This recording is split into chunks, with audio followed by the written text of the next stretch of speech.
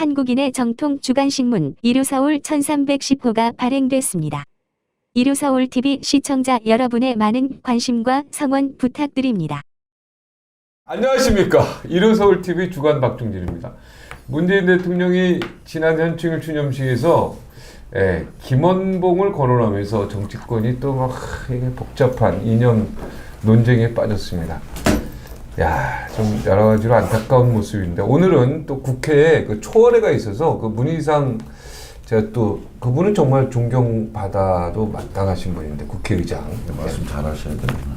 왜요? 나는 문희상 의장은 내가 솔직히 개인적으로 좀 존경합니다. 아니, 그분은 그래, 내가 서울. 뭐 당을 떠나서 근데 이분이 이제 초월회를 만들었어요. 좀 우리가 당과 이런 거 이념을 초월하자. 그래서 이렇게 자리를 마련했는데 오늘 이제 황교안 또 대표가 오늘 불참을 했다고 합니다.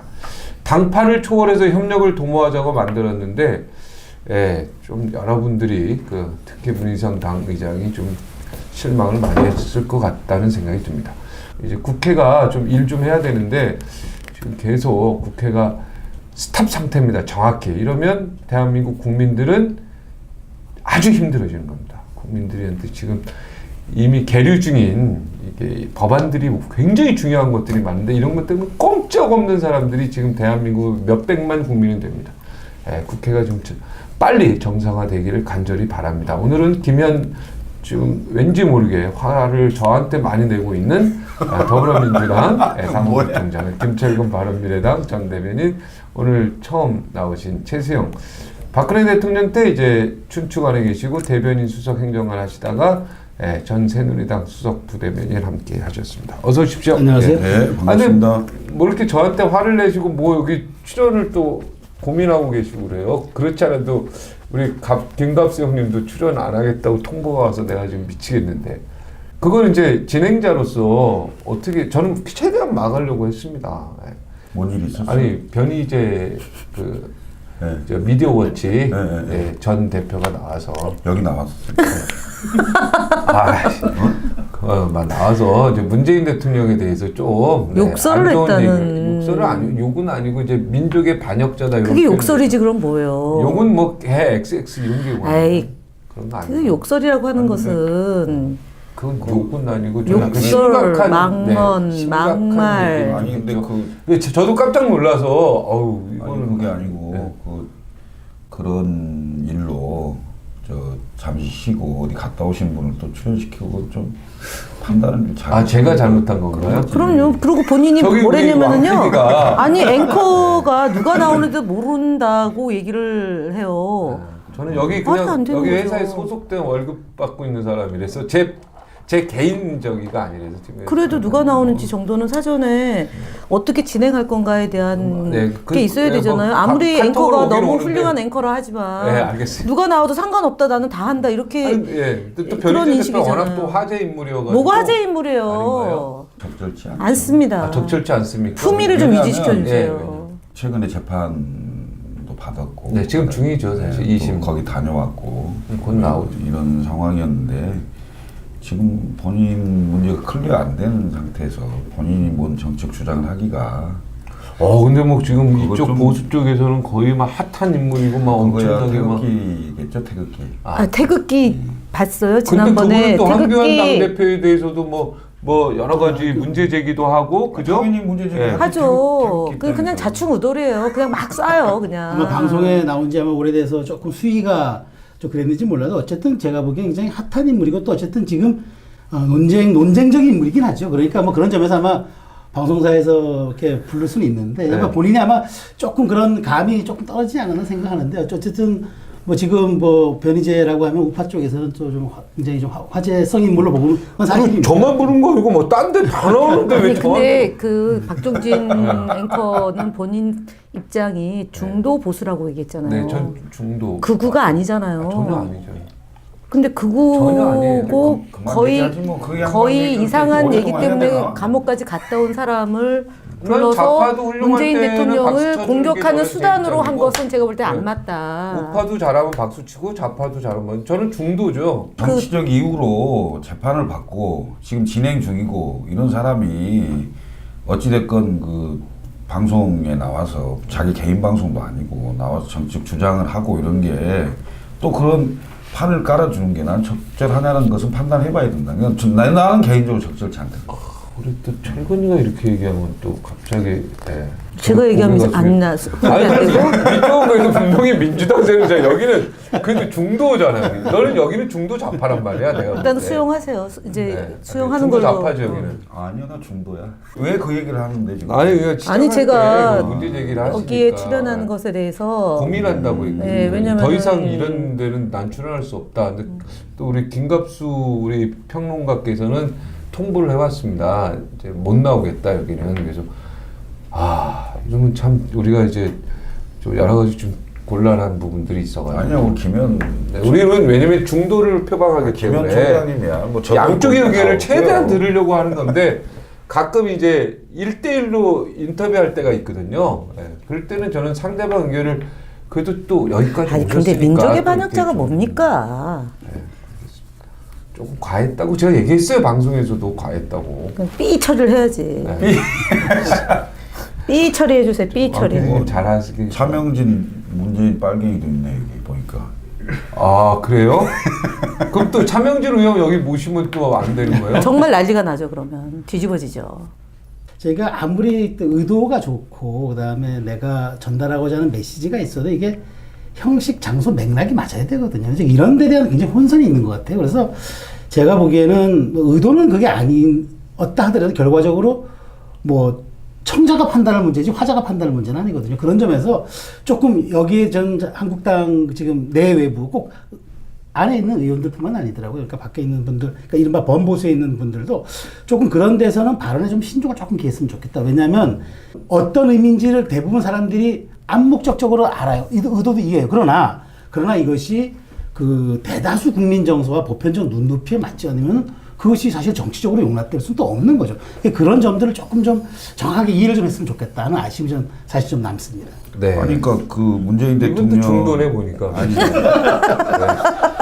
네, 문재인 대통령이 이제 이 김원봉 항일 운동 투쟁하신 독립운동가죠. 네. 그거는 확실하게 맞으니까 그렇죠. 그분에 대해서 언급해서 문재인 대통령이 현충일하고 광복절을 좀 헷갈려서 얘기를 한 건지.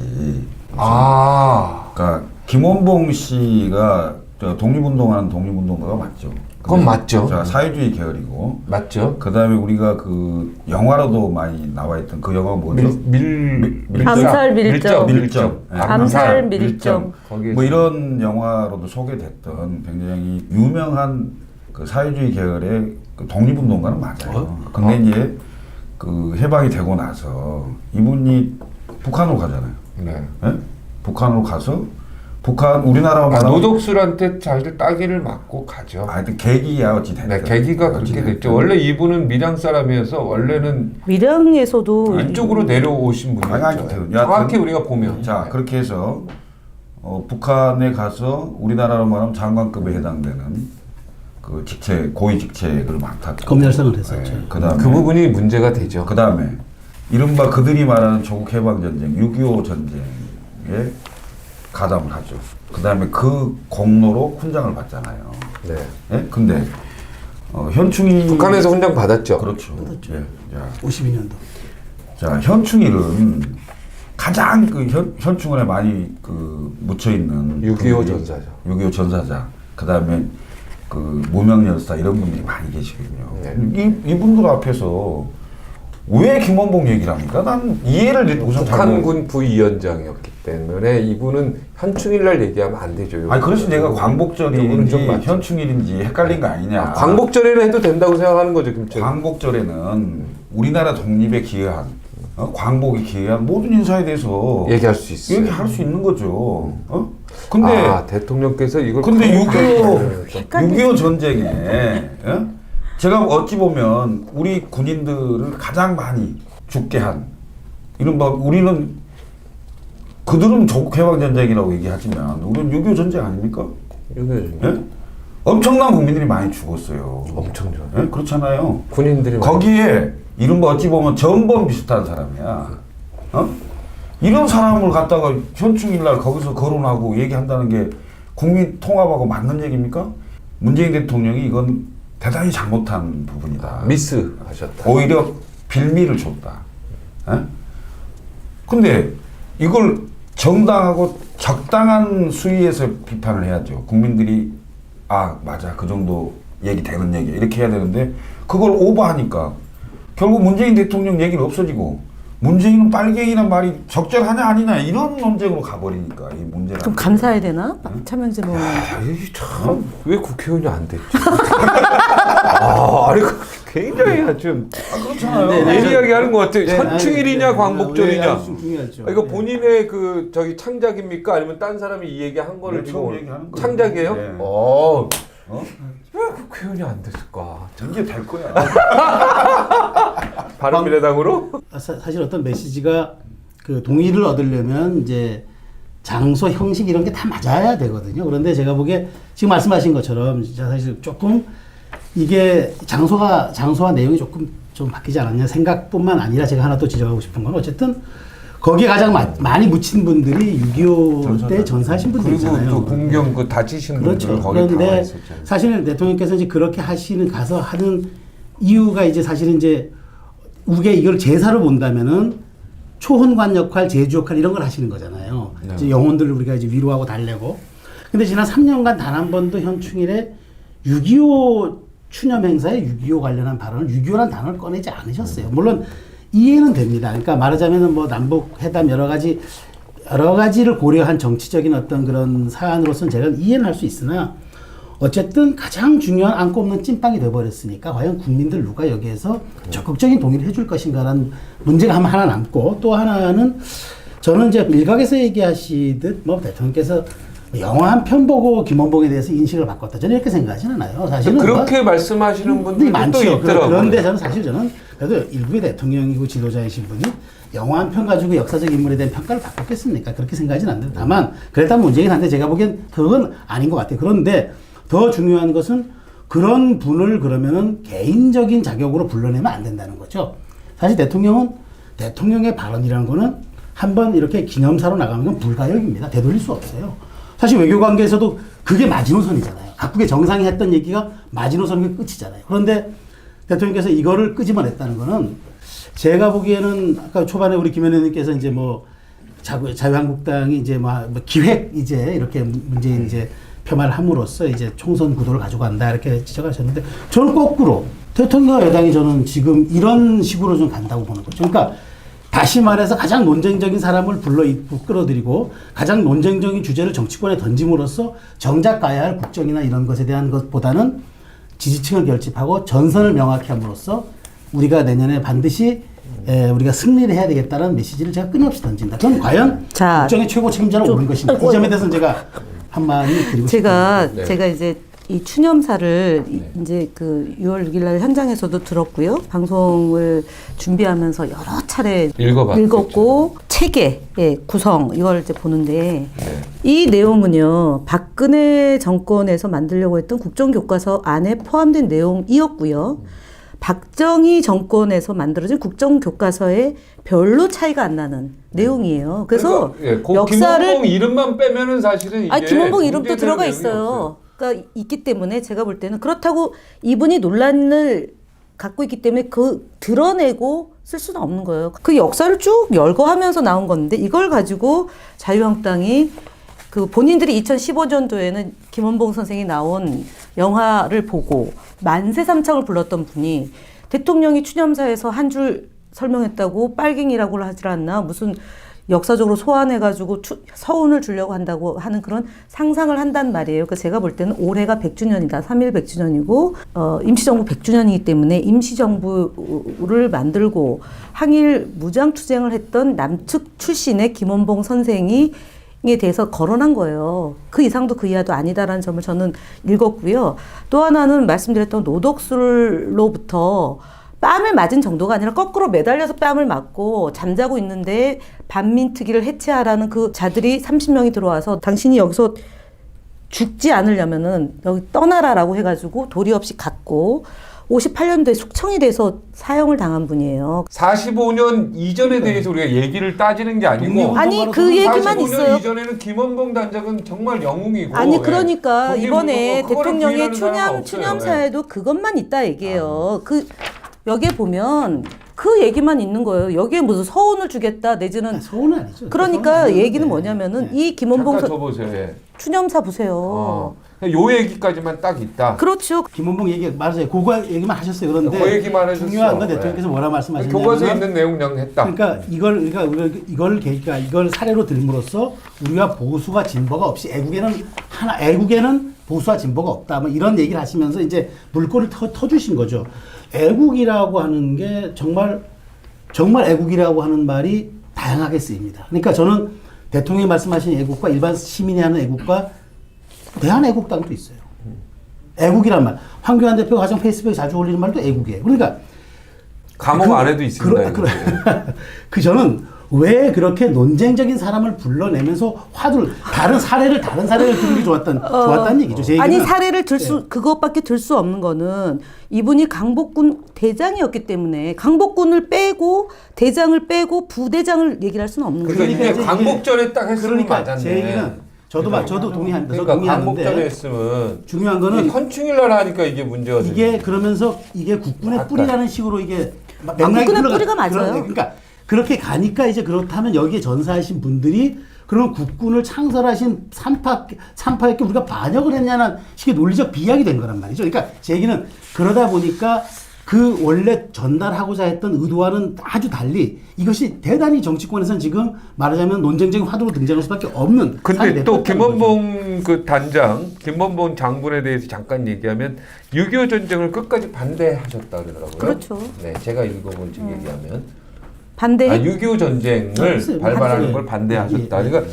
이분이 훌륭한 분이 맞아요. 근데 이제 북한군 부위원장을 했고 노동당 장관급을 했고 이런 것들이 지금 6.25 전쟁 그 전사자들이나 어떤 군경 그 피해자들 입장에서는 이거는 받아들일 수는 없는 거죠. 그러니까 사실 정서적으로 받아들일 아니 수 없죠. 그러니까 일단은 이거는 토론을 해야 되는 거예요. 그러니까 김원봉 선생의 공과에 대해서는 토론을 하고 역사에서 예를 들어서 공이 많죠. 그러니까 그거 예를 들면 일제 일본 놈들이 그 현충- 당시 현상금을 김구의 3배를 걸고 그렇죠. 잡았던 사람이기 때문에 훌륭하시죠. 김원봉이 훌륭한 분이라는 거에 대해서 우리가 거기는 말을 걸면 안 되고 의혈단 자체가 그랬죠. 예, 그렇죠. 그러니까 목숨 예, 걸고 개인 했는데 투쟁을 했던 아니, 그 분이잖아요. 목숨을 밀정하고 그 바쳐서. 암살 봉을 알지 않습니까? 그러니까. 그거에 대해서 우리가 더 이상 논할 필요는 없고 다만 이제 그 이후에 북한군 부위원장하고 그렇죠. 했는데 이제 그 부분이 우리가 가슴이 걸리는 거고 그 그래서- 과정에서 노독수리가 나오고 이러면서 네.